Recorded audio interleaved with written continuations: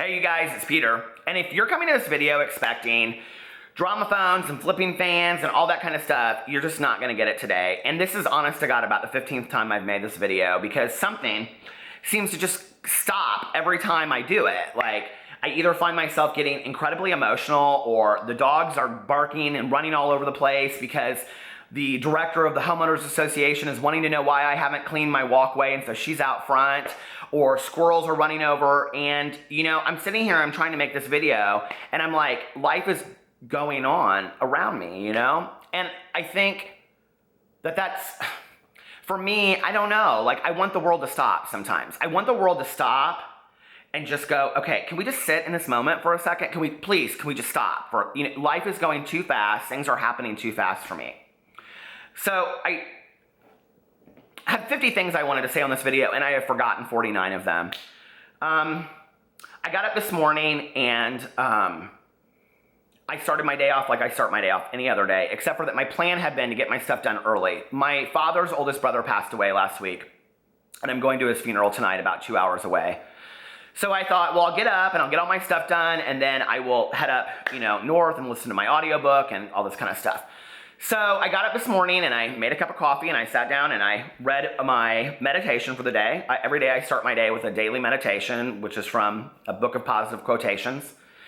I like to try to start my day off in some kind of positive inspiration and something to give me, you know, something to think about throughout the day.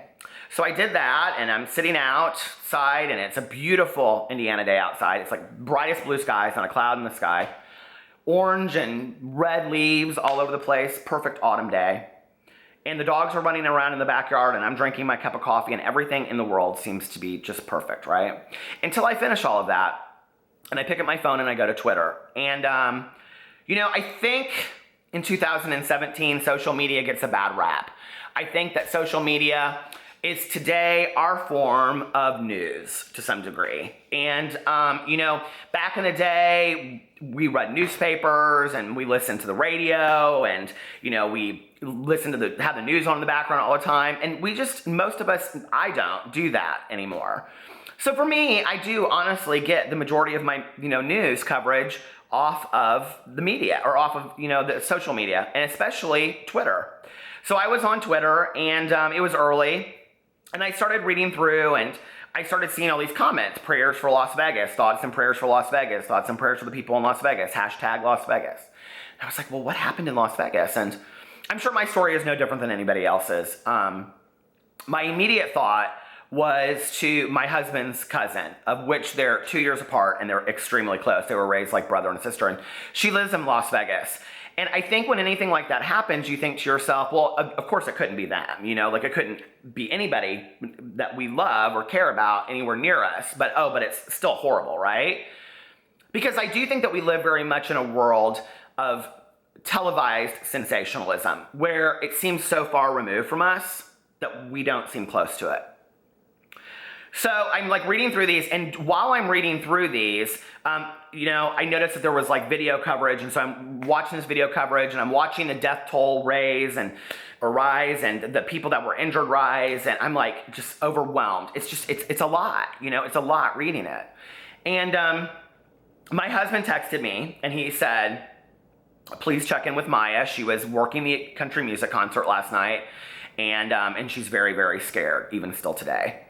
And so I talked to her and she's fine. She sent me some pictures of her legs having been trampled on as she was trying to get away.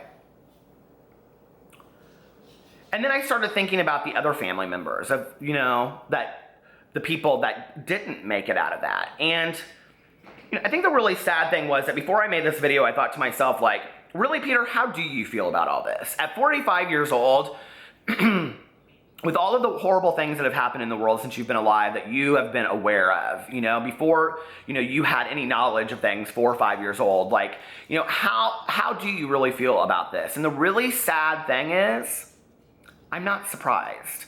And I think that's the worst tragedy of all of this, is that we live in a world where on a daily basis, there is so much horrific tragedy that occurs.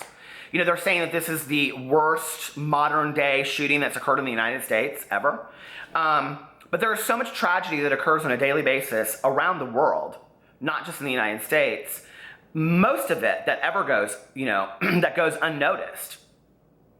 That I think for many of us, we have to stand at a distance, because to be on it all the time would be overwhelming, like many people feel today, like I felt.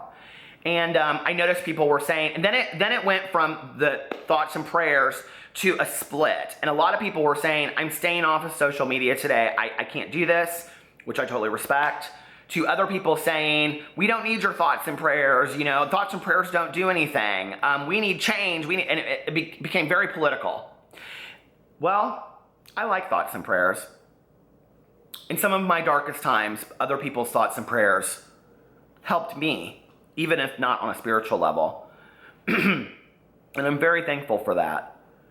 And then the political policy commentary became overwhelming. And then it became a finger-pointing issue. Finger-pointing, this person said this, and this person said that, and this person said that. And I found myself getting very, very sad, because in the aftermath of the tragedy, what I realized was we had really forgotten the tragedy in even less than 24 hours. And we were taking the tragedy and thinking about what we could motivate it into, what we could do with it. Instead of just sitting for a moment, present, with our family members, with our loved ones, with our friends, with our chosen family, with our dogs, and just sitting and thinking about our lives in the grand scheme of things on a day of tragedy. Very much reminded me of the Sandy Hook shootings, the Sandy Hook Elementary School. And I remember when my mom was alive, she said to me, when major tragedy occurs in your life, as you get older, you will realize that you remember exactly where you were the moment that occurred. The moment of the Sandy Hook shootings, I was actually wrapping presents in front of the Christmas tree right over there. And the news coverage came up on the TV. And so I turned it to CNN, and I watched the live footage over many, many hours. I think as many of us did. And I remember that the moment that they walked the children out, hand in hand. And my response to that was of the human condition of those poor children. And I think that was my response today, was, I love country music. My friends love country music. I can't imagine, what that would be like for a friend of mine or a family member of mine or myself to be somewhere doing something that I so love, and then moments later being in fear.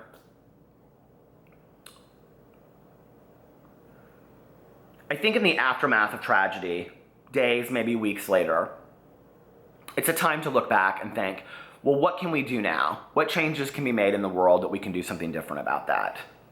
I'm not sure that I believe that 12 hours later is the time, but that's not mine to decide. I can only decide what I do with my time today.